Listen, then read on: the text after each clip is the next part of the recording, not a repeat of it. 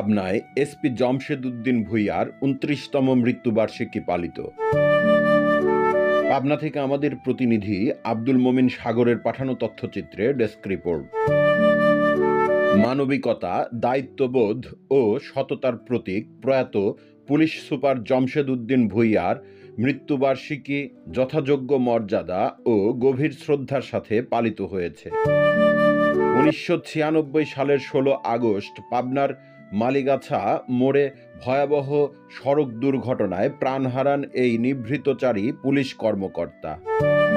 পাবনার মানুষের হৃদয়ে তিনি আজও অম্লান স্মৃতি হয়ে আছেন। শুক্রবার ১৫ আগস্ট ২৯তম মৃত্যুবার্ষিকী উপলক্ষে মরহুমের স্মৃতিতে প্রতিষ্ঠিত পাবনায় স্বাস্থ্যসেবা কেন্দ্রের প্রতিষ্ঠাতা সাংবাদিক এমজি বিপ্লব চৌধুরীর উদ্যোগে আরিফপুর সদর গোরস্থান মাদ্রাসা ও এতিমখানায় বাদ-জুম্মা, কোরআনখানি ও দোয়া মাহফিলের আয়োজন করা হয়। এছাড়া বাদ আসর পাবনা পুলিশ সুপারের উদ্যোগে পুলিশ লাইন্স মসজিদে মিলাদ ও দোয়া মাহফিল অনুষ্ঠিত হয়।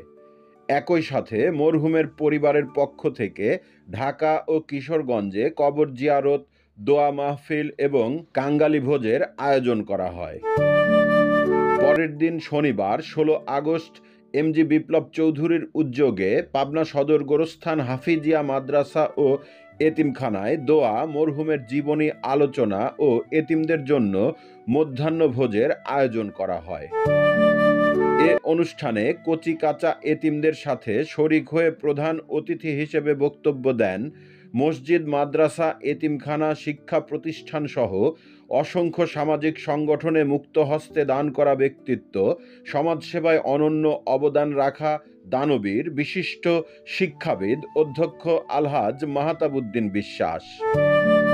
তিনি আবেগঘন কণ্ঠে বলেন, জমশেদ উদ্দিন ভূঁইয়া ছিলেন একজন সৎ, নির্লোভ ও মানবিক পুলিশ কর্মকর্তা। তার মতো আদর্শবান মানুষ সমাজে বিরল।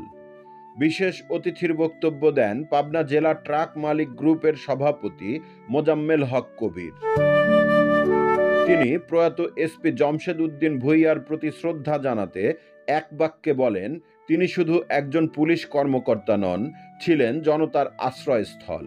তার সততা, ন্যায়পরায়ণতা ও মানবিক কর্মকাণ্ড আজও মানুষ শ্রদ্ধার সাথে স্মরণ করে। আরও উপস্থিত ছিলেন ঐতিহ্যবাহী পাবনা প্রেস ক্লাবের দপ্তর সম্পাদক মনিরুজ্জামান শিপন, সদর গোরস্থান হাফিজিয়া মাদ্রাসা ও এতিমখানার ব্যবস্থাপনা পরিচালক শফিকুল ইসলাম বাচ্চু, সদর গোরস্থান মসজিদ ও মাদ্রাসার হিসাবরক্ষক মাওলানা আব্দুল কুদ্দুস, সিএনএফ-টিভির চেয়ারম্যান খালেদ আহমেদ সহ স্থানীয় ওলামায়ে কেরাম, শিক্ষক, মাদ্রাসার শতাধিক শিক্ষার্থী এবং এলাকার গণ্যমান্য ব্যক্তিবর্গ।